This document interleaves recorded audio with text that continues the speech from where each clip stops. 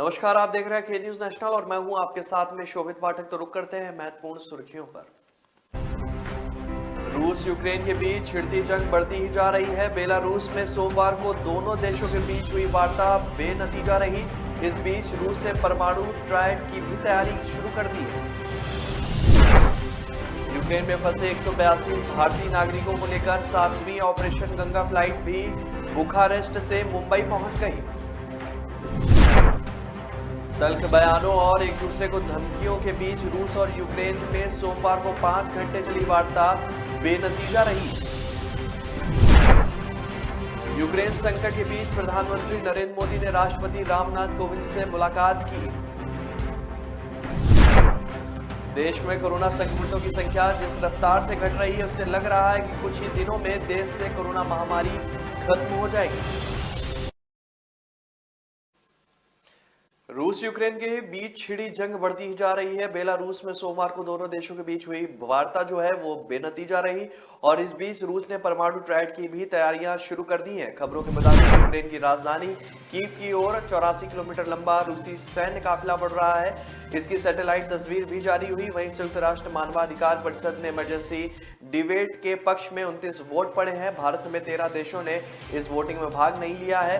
रूस यूक्रेन के बीच छिड़ी जंग बढ़ती ही जा रही है। बेलारूस में सोमवार को दोनों देशों के बीच हुई वार्ता बेनतीजा रही और इस बीच रूस ने परमाणु ट्रायड की भी तैयारियां शुरू कर दी हैं। खबरों के मुताबिक यूक्रेन की राजधानी कीव की ओर 84 किलोमीटर लंबा रूसी सैन्य काफिला बढ़ रहा है और इसकी सैटेलाइट तस्वीर भी सभी के सामने आई है। वहीं संयुक्त राष्ट्र मानवाधिकार परिषद में इमरजेंसी डिबेट के पक्ष में 29 वोट पड़े और 13 देशों ने इसमें भारत सहित भाग नहीं लिया। रूस के पिछले 5 दिनों से जो जंग है वो छिड़ी हुई है और राइटर्स के मुताबिक यूक्रेन के राष्ट्रपति जो है जेलेंस्की का कहना है कि पिछले 5 दिनों में रूस ने यूक्रेन में 56 रॉकेट और 113 क्रूज मिसाइल दागी हैं। उन्होंने कहा कि रूसी मिसाइलों, प्लेन और हेलीकॉप्टर के लिए नो फ्लाइंग जोन पर विचार करने का वक्त आ गया है।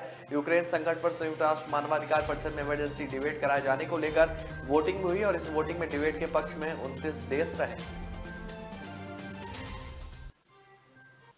यूक्रेन में फंसे 182 भारतीय नागरिकों को लेकर 7वीं ऑपरेशन गंगा फ्लाइट भी बुखारेस्ट से मुंबई पहुंच गई है।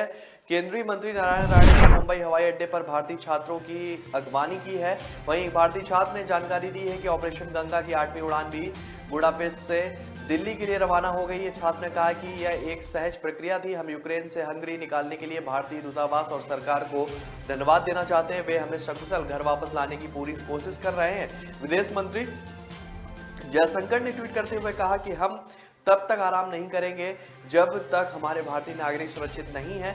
इस बीच यूक्रेन संकट पर सोमवार शाम को उच्च स्तरीय बैठक में प्रधानमंत्री नरेंद्र मोदी ने कहा है कि पूरी सरकारी मशीनरी 24 घंटे काम कर रही है ताकि यह सुनिश्चित हो सके कि वहां सभी भारतीय सुरक्षित हैं। यूक्रेन में मौजूदा स्थिति पर दिन के दौरान प्रधानमंत्री की अध्यक्षता में हुई यह दूसरी उच्च स्तरीय बैठक थी। इस बैठक में यह फैसला लिया गया कि केंद्रीय मंत्री हरदीप सिंह पुरी, ज्योतिरादित्य सिंधिया, किरेन रिजिजू और जनरल वीके सिंह सहित विशेष दूत यूक्रेन में चल रही जो है रूसी सैन्य अभियानों के बीच फंसे भारतीयों की निकासी में समन्वय के लिए यूक्रेन के पड़ोसी देशों की यात्रा करेंगे।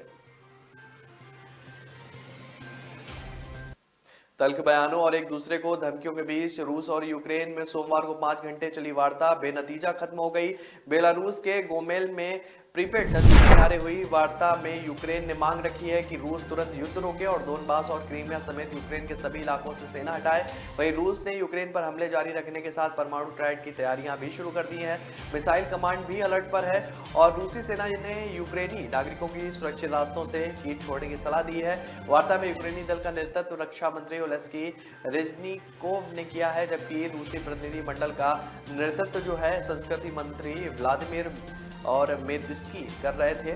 सूत्रों ने बताया कि दोनों पक्ष जल्द फिर एक बार बैठक करने पर सहमत हुए हैं। अब पोलैंड बेलारूस की सीमा पर बैठक होगी।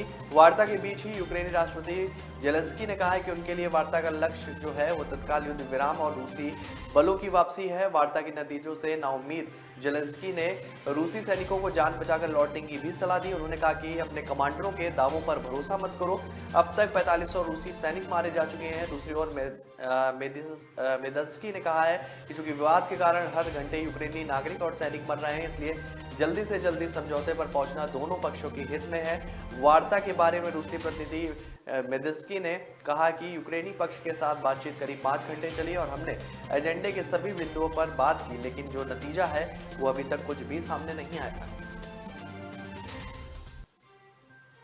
यूक्रेन संकट के बीच प्रधानमंत्री नरेंद्र मोदी ने राष्ट्रपति रामनाथ कोविंद से मुलाकात की है। सूत्रों के मुताबिक इस मुलाकात का उद्देश्य राष्ट्रपति को यूक्रेन संकट से संबंधित सभी मुद्दों को जानकारी देना था। रूस यूक्रेन के बीच छिड़ी जंग बढ़ती जा रही है। बेलारूस में सोमवार को दोनों देशों के बीच हुई वार्ता बेनतीजा रही। इस बीच रूस ने परमाणु ट्रायल की तैयारियां भी शुरू कर दी हैं। खबरों के मुताबिक यूक्रेन की राजधानी कीव की ओर 84 किलोमीटर लंबा रूसी सैन्य काफिला बढ़ रहा है और इसकी सैटेलाइट तस्वीर भी आज जारी हुई है। वहीं संयुक्त राष्ट्र मानवाधिकार परिषद की इमरजेंसी डिबेट में जो पक्ष में 29 वोट पड़े हैं। भारत समेत 13 देशों ने इस वोटिंग में हिस्सा नहीं लिया। रूस ने यूक्रेन पर हमले और भी तेज कर दिए हैं। खबरों के मुताबिक यूक्रेन के ओक्तिविका शहर में रूसी सेना की ओर से जोरदार हमला किया गया है। इस हमले में यूक्रेन के सैन्य बेस को निशाना बनाया गया है, जिसमें 70 से ज्यादा यूक्रेनी सैनिकों की मौत की खबर है। रूस यूक्रेन के बीच पिछले 5 दिनों से जंग छिड़ी हुई है और ये जंग अभी फिलहाल समाप्त होने का जो है नाम नहीं ले रही है। देश में कोरोना संक्रमितों की संख्या जिस रफ्तार से घट रही है, उससे लग रहा है कि कुछ ही दिनों में देश से कोरोना महामारी समाप्त हो जाएगी। स्वास्थ्य मंत्रालय द्वारा जारी मंगलवार के आंकड़ों के अनुसार बीते 24 घंटे में कोरोना के केवल 6,915 मामले सामने आए और इस दौरान 180 लोगों की मौत भी हो गई है। सबसे बड़ी राहत की बात यह है कि देश में अब केवल 92,000 सक्रिय मामले ही बचे हैं। सक्रिय मामलों में भारी कमी का मतलब है कि कोरोना संक्रमित मरीज तेजी से स्वस्थ हो रहे हैं। वहीं महामारी की शुरुआत से अब तक स्वस्थ होने वाले कुल मरीजों की संख्या 4.23 करोड़ हो गई है। रोजाना संक्रमण दर की बात करें तो वे केवल 1% रह गई है, जो कि राहत भरी खबर है। कोविन पोर्टल पर उपलब्ध आंकड़ों के अनुसार शनिवार को शाम 6 बजे तक देश भर में अब तक कुल टीके की जो है 177 करोड़ से ज्यादा जो है खुराकें लोगों को दी जा चुकी हैं। भारतीय चिकित्सा अनुसंधान परिषद ने जानकारी देते हुए बताया है कि भारत में कल कोरोना वायरस के जो है 9,01,647 सैंपल टेस्ट किए गए। वहीं देश में महामारी की शुरुआत से लेकर अब तक कुल जो है 76,83,82,993 सैंपल टेस्ट किए जा चुके हैं।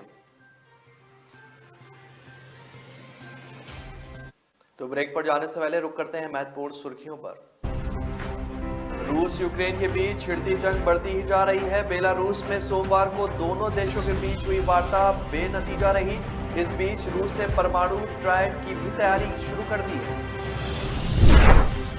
यूक्रेन में फंसे 182 भारतीय नागरिकों को लेकर 7वीं ऑपरेशन गंगा फ्लाइट भी बुखारेस्ट से मुंबई पहुंच गई।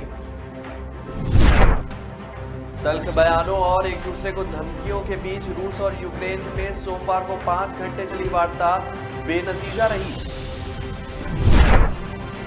यूक्रेन संकट के बीच प्रधानमंत्री नरेंद्र मोदी ने राष्ट्रपति रामनाथ कोविंद से मुलाकात की। देश में कोरोना संक्रमितों की संख्या जिस रफ्तार से घट रही है, उससे लग रहा है कि कुछ ही दिनों में देश से कोरोना महामारी खत्म हो जाएगी। न ऐश का न द्वेष का, यह दंगल है देश का। सुलगती समस्याओं के झुलसते सवालों का होगा दंगल देश का। प्रशासन के प्रश्नों को लेकर होगा दंगल देश का। शिक्षा, स्वास्थ्य, समाज, कानून और व्यवस्था के आज क्या है हालात। सोमवार से शुक्रवार रोज रात 8 बजे जलपा क्षत्रिय के साथ दंगल देश का। ब्रेक के बाद फिर स्वागत है आपका। रुक करते हैं आगे की महत्वपूर्ण खबरों पर। छठे चरण का चुनाव प्रचार आज शाम से थम जाएगा और इस चरण में 3 मार्च को 10 जिलों की 57 सीटों पर मतदान होगा। जिलों में चुनाव होने हैं उनमें से बलिया, गोरखपुर, बलरामपुर, देवरिया, कुशीनगर, सिद्धार्थनगर, संत कबीर नगर, महाराजगंज, बस्ती और अंबेडकर नगर शामिल है। और इन जिलों के 2.14 करोड़ से अधिक मतदाता 676 प्रत्याशियों के भाग्य का फैसला करेंगे। मुख्यमंत्री योगी आदित्यनाथ इस समय गोरखपुर में हैं। 3 मार्च को गोरखपुर समेत 10 जिलों में चुनाव होने हैं और इसके पहले आज महाशिवरात्रि पर सुबह सुबह सीएम योगी ने रुद्राभिषेक भी किया है। ट्वीट कर मुख्यमंत्री ने बताया कि रुद्राभिषेक करके उन्होंने महादेव से विश्व कल्याण की कामना की है। बहुजन समाज पार्टी की मुखिया मायावती ने 2 दिन बाद ट्वीट किया है। महाशिवरात्रि पर उन्होंने सभी को बधाई दी है। लिखा है कि समस्त देशवासियों को व खासकर उत्तर प्रदेश के लोगों को महाशिवरात्रि के पावन पर्व पर हार्दिक बधाई एवं शुभकामनाएं। महादेव की कृपा सभी पर बनी रहे, यही कामना है ताकि लोग विशेषकर रोजी रोजगार के मामले में आत्मनिर्भर बनकर आत्मसम्मान के साथ इज्जत का जीवन जी सके।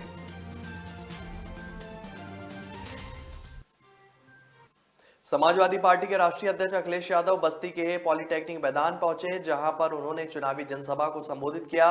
सपा अध्यक्ष ने अपने संबोधन में बीजेपी पर जमकर हमला बोला। उन्होंने कहा कि बीजेपी का प्रत्याशी चाहे चंपी कर ले या 700 बार उठक बैठक लगा ले, उसको वोट नहीं मिलने वाला। बस्ती जिले की 5 विधानसभाओं पर छठे चरण में 3 मार्च को मतदान होना है और इस दौरान सपा अध्यक्ष अखिलेश यादव ने पॉलिटेक्निक मैदान में जनसभा को संबोधित किया। उन्होंने अपने संबोधन के दौरान कहा कि समाजवादी सरकार बनने पर फौज और पुलिस में भर्ती निकाली जाएगी। बीएड टेट वाली 5 सालों से इंतजार कर रहे हैं, उनके साथ धोखा हुआ है। हमारी सरकार बनने पर इसका समायोजन किया जाएगा। सपा सरकार में शिक्षा मित्रों का सम्मान हुआ था, बीजेपी सरकार आते ही शिक्षा मित्रों के साथ धोखा हुआ है। सरकार आने पर शिक्षा मित्रों को सरकारी नौकरी देने का काम किया जाएगा। अखिलेश यादव ने कहा कि सरकार बनने पर आपको 300 यूनिट बिजली फ्री मिलेगी। किसानों को सिंचाई की बिल है उनका माफ होगा। अपनी माताओं बहनों को 1500 रुपए महीने और 18,000 रुपए साल में पेंशन दी जाएगी। सरकारी कर्मचारी बहुत दिनों से पुरानी पेंशन लागू करने की मांग कर रहे थे। हमारी सरकार बनने पर पुरानी पेंशन बहाल हो जाएगी। हमारी घोषणा के बाद कई प्रदेश पुरानी पेंशन बहाल करने जा रहे हैं। सपा सरकार बनने में पूरे 5 साल तक गरीबों को फ्री राशन देने का काम किया जाएगा। राशन के अलावा गरीबों को 1 लीटर सरसों का तेल, 1 किलो दूध पाउडर और 1 किलो घी और चीनी भी दी जाएगी। पंजाब के पूर्व मुख्यमंत्री कैप्टन अमरिंदर सिंह ने प्रधानमंत्री नरेंद्र मोदी से जंग प्रभावित यूक्रेन के अलग अलग हिस्सों में फंसे पंजाब के करीब 500 छात्रों को वापस लाने के लिए व्यक्तिगत तौर पर दखल देने की अपील की है। उन्होंने पंजाब सरकार से एक नोडल अधिकारी भी नियुक्त करने को कहा है, जो केंद्र सरकार और विदेश मंत्रालय के साथ छात्रों की जल्द वापसी को लेकर समन्वय कर सके। उन्होंने कहा कि भले ही पंजाब सरकार ने एक निश्चित फोन नंबर स्थापित किया है, लेकिन इस उद्देश्य की पूर्ति के लिए अभी तक किसी नोडल अधिकारी को नियुक्त नहीं किया गया है। कैप्टन अमरिंदर सिंह ने प्रधानमंत्री मोदी के साथ अभिभावकों की चिंता और परेशानी को साझा किया और कहा कि वह यूक्रेन से आ रही खबरों और वहां के मौसम की गंभीर परेशानी और बगैर खाने के बंकरों और मेट्रो स्टेशनों के बेसमेंट में फंसे छात्रों की दशा को देखकर बहुत घबराए हुए हैं। हालांकि उन्होंने भारत की ओर से लोगों को वापस लाने के लिए संबंध में किए जा रहे प्रयासों की प्रशंसा भी की और उम्मीद जाहिर की है कि इन प्रयासों को तेज किया जाएगा। उन्होंने कहा कि वह यूक्रेन में बने हालात की गंभीरता को समझ सकते हैं, लेकिन उन्हें भरोसा है कि हमारी सरकार हर छात्र और व्यक्ति को सुरक्षित वापस लाएगी। शहर विधानसभा क्षेत्र से मुख्यमंत्री योगी आदित्यनाथ भाजपा प्रत्याशी हैं और 5 बार सांसद और 5 साल से मुख्यमंत्री की जिम्मेदारी निभा रहे हैं। आदित्यनाथ के सामने अन्य दलों की सभी प्रत्याशी राजनीति के नए खिलाड़ी हैं। सपा ने भाजपा से आई सुभावती शुक्ला, बसपा से ख्वाजा शमसुद्दीन और कांग्रेस ने चेतना पांडे को मैदान में उतारा है। ये सभी पहली बार चुनाव लड़ रहे हैं। आंकड़ों पर निगाहें डालें तो स्पष्ट हो जाता है कि शहर विधानसभा क्षेत्र भाजपा का गढ़ है। जब भाजपा की लहर नहीं थी तब भी कमल खिलता रहा है और पिछले 33 वर्षों से सीट पार्टी के पास है। अब योगी आदित्यनाथ प्रत्याशी बनाए गए हैं, वह पहली बार विधानसभा चुनाव लड़ रहे हैं और इसका प्रभाव भी मतदाताओं में दिख रहा है। मतदाता कहते हैं कि योगी की अगुवाई में ही भाजपा उत्तर प्रदेश का चुनाव लड़ रही है। चुनाव का मुख्य मुद्दा विकास ही है। गोरखपुर की सूरत बदल गई है, किसी तरह के पहचान का संकट नहीं है। अंतर्राष्ट्रीय स्तर के इलाज की सुविधा मिल चुकी है। 4 लेन सड़कों का जाल बिछ गया है। शहर विधानसभा क्षेत्र में किसी क्षेत्र में ही गोरखनाथ मठ है और इसका खासा प्रभाव रहता है। गोरक्षाधीश्वर रहे महेंद्र अवेद्यनाथ गोरखपुर शहर लोकसभा क्षेत्र से सांसद थे। उन्होंने जैसा चाहा वैसे ही राजनीतिक समीकरण बनते रहे। अब मुख्यमंत्री योगी आदित्यनाथ ही गोरक्षक पीठाधीश्वर है, तो नतीजे जो हैं वो काफी हद तक जो है अन्य राजनीतिक दलों को प्रभावित कर सकते हैं। दिल्ली मेट्रो की पहुंच अब सेंट्रल विस्टा पुनर्विकास परियोजना के तहत प्रस्तावित नए केंद्रीय सचिवालय के दफ्तरों तक होगी। केंद्र सरकार के दफ्तरों को मेट्रो से जोड़ने के लिए 3 किलोमीटर में मेट्रो लूप कॉरिडोर का निर्माण किया जाएगा। इस भूमिगत कॉरिडोर पर 4 स्टेशन होंगे ताकि दफ्तर से निकलने के बाद यात्रियों को गंतव्य तक पहुंचने के लिए जो है मेट्रो में सफर का मौका मिल सके। दिल्ली मेट्रो रेल कॉर्पोरेशन और केंद्रीय लोक निर्माण विभाग के बीच जो है सोमवार को एक समझौता ज्ञापन पर हस्ताक्षर किए गए थे। मेट्रो लूप के निर्माण में डीएमआरसी तकनीकी सहायता के साथ साथ रखरखाव भी करेगा। सेंट्रल विस्टा पुनर्विकास परियोजना के तहत मेट्रो लूप कॉरिडोर का निर्माण किया जाएगा। निर्माण पूरा होने के बाद सुबह शाम के व्यस्त समय में हर घंटे करीब 20,000 यात्रियों को इससे सीधा फायदा होगा।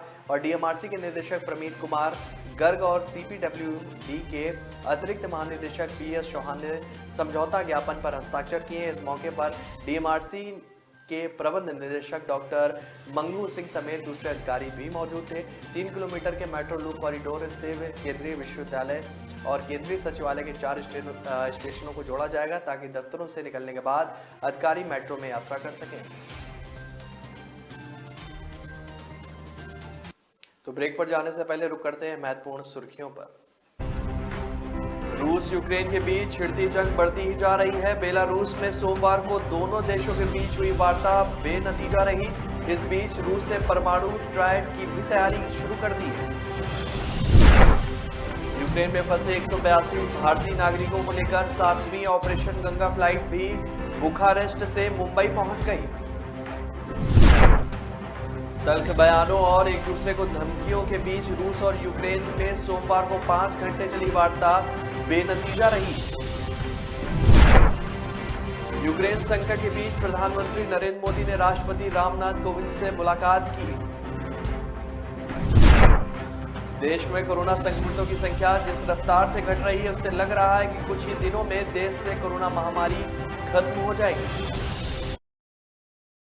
न ऐश का न द्वेष का, यह दंगल है देश का। सुलगती समस्याओं के जुलसते सवालों का होगा दंगल देश का। प्रशासन के प्रश्नों को लेकर होगा दंगल देश का। शिक्षा, स्वास्थ्य, समाज, कानून और व्यवस्था के आज क्या है हालात। सोमवार से शुक्रवार रोज रात 8 बजे जलपा क्षत्रिय के साथ दंगल देश का। ब्रेक के बाद फिर स्वागत है आपका। रुक करते हैं आगे की महत्वपूर्ण खबरों पर। मुख्यमंत्री पुष्कर सिंह धामी ने कहा है कि प्रदेश में हुए विधानसभा चुनाव में प्रचंड बहुमत से जीत के लिए वे पूरी तरह आश्वस्त हैं। प्रदेश में फिर से भाजपा की सरकार बनने जा रही है, इसमें किसी प्रकार का कोई संशय नहीं है। पूर्ण बहुमत के साथ भाजपा प्रदेश में सरकार बनाएगी। चंडी घाट पुल के नीचे स्थित दिव्य प्रेम सेवा मिशन की ओर से सेवा साधना के 25 वर्ष पूर्ण होने पर 1.25 करोड़ पार्थिव शिवलिंग पूजन कार्यक्रम का सोमवार को समापन हुआ था। कार्यक्रम में बतौर मुख्य अतिथि पुष्कर सिंह धामी और विधानसभा अध्यक्ष प्रेमचंद अग्रवाल भी पहुंचे थे। मुख्यमंत्री ने शिवलिंग पर जलाभिषेक के अलावा आरती में भी हिस्सा लिया। उन्होंने कहा कि वह खुद वो सौभाग्यशाली मानते हैं कि उन्हें पूर्ण आहुति कार्यक्रम में आने का अवसर मिला है। उन्होंने प्रदेशवासियों को महाशिवरात्रि की शुभकामनाएं भी दी हैं। मिशन के प्रमुख आशीष गौतम ने कहा है कि सेवा साधना के 25 वर्ष पूरे हो रहे हैं, इसलिए 1.25 करोड़ पार्थिव शिवलिंग पूजन का संकल्प किया गया था। सोमवार को सामाजिक कार्यक्रम तो हो गया, लेकिन कर्मकांड की पूर्णता 26 से 28 मार्च को होनी है। इसमें राष्ट्रपति से लेके अनेक लोगों को आमंत्रित किया गया। इससे पूर्व सीएम ने राजा जी टाइगर रिजर्व में स्थित मां सुरेश्वरी देवी मंदिर पहुंचकर भी पूजा अर्चना की। इस मौके पर भाजपा जिला अध्यक्ष डॉक्टर जयपाल सिंह चौहान, जिला मंत्री विकास तिवारी के साथ अन्य लोग भी जो है मौजूद रहे। यूक्रेन संकट के बीच आज यानी कि 1 मार्च से कॉमर्शियल एलपीजी सिलेंडर के नए रेट जारी हो गए हैं। सिलेंडर के दाम में 105 रुपए का इजाफा हुआ है। वहीं अब आशंका यह भी जताई जा रही है कि 5 राज्यों के चुनाव खत्म होते ही घरेलू एलपीजी सिलेंडर भी महंगा हो सकता है। आपको बता दें कि भारत में सभी राज्यों और केंद्र शासित प्रदेशों के लिए एलपीजी सिलेंडर की कीमत हर महीने संशोधित की जाती है।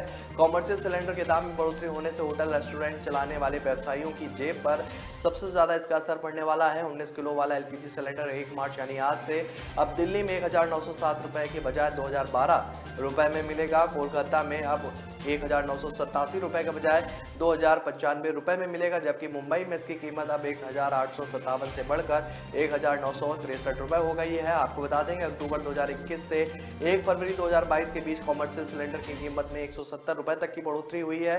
दिल्ली में 1 अक्टूबर 2021 को कॉमर्शियल सिलेंडर की कीमत में 1736 रुपए बढ़े थे, जो कि नवंबर में बढ़ाकर उन्हें 2000 रुपए कर दिया गया था।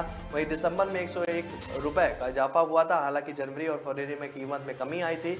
घरेलू एलपीजी सिलेंडर की कीमत में 6 अक्टूबर 2021 के बाद ना ही कोई कमी की गई है, ना ही कोई बढ़ोतरी की गई। हालांकि इस दौरान कच्चे तेल की कीमत में 102 रुपए डॉलर प्रति बैरल का इजाफा साफ देखा गया है।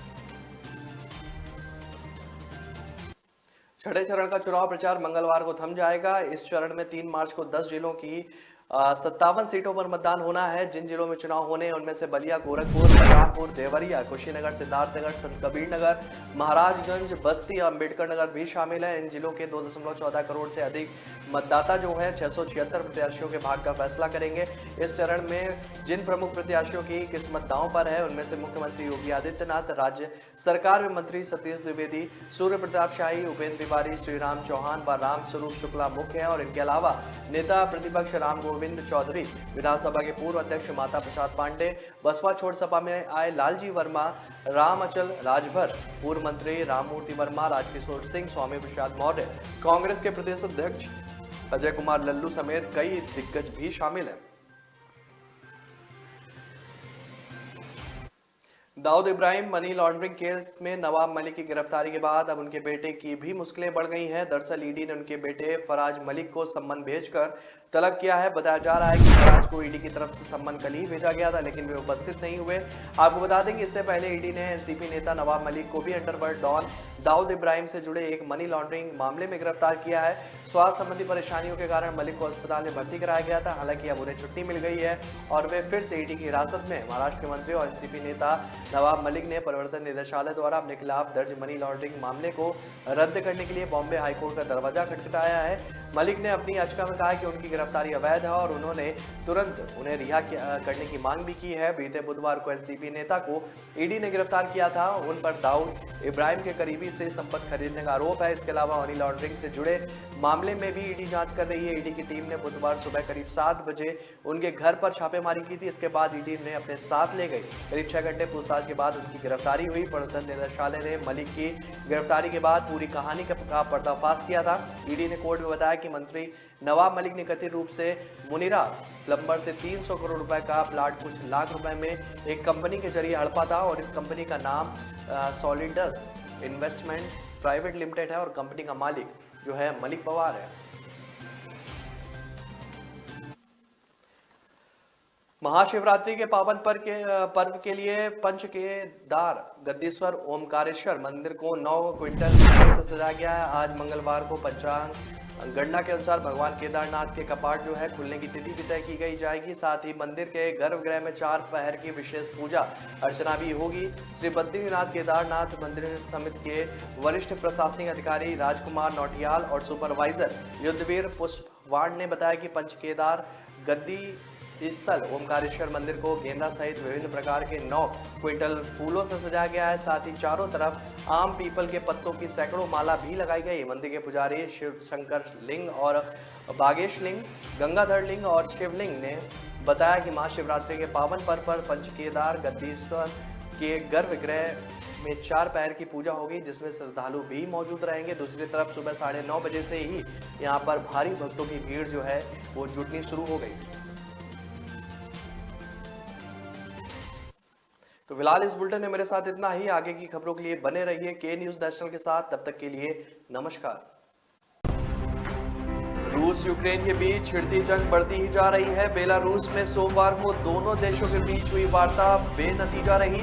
इस बीच रूस ने परमाणु ट्रायड की भी तैयारी शुरू कर दी है। यूक्रेन में फंसे 182 भारतीय नागरिकों को लेकर 7वीं ऑपरेशन गंगा फ्लाइट भी बुखारेस्ट से मुंबई पहुंच गई। तल्ख बयानों और एक दूसरे को धमकियों के बीच रूस और यूक्रेन में सोमवार को 5 घंटे चली वार्ता बेनतीजा रही। यूक्रेन संकट के बीच प्रधानमंत्री नरेंद्र मोदी ने राष्ट्रपति रामनाथ कोविंद से मुलाकात की। देश में कोरोना संक्रमितों की संख्या जिस रफ्तार से घट रही है उससे लग रहा है कि कुछ ही दिनों में देश से कोरोना महामारी खत्म हो जाएगी।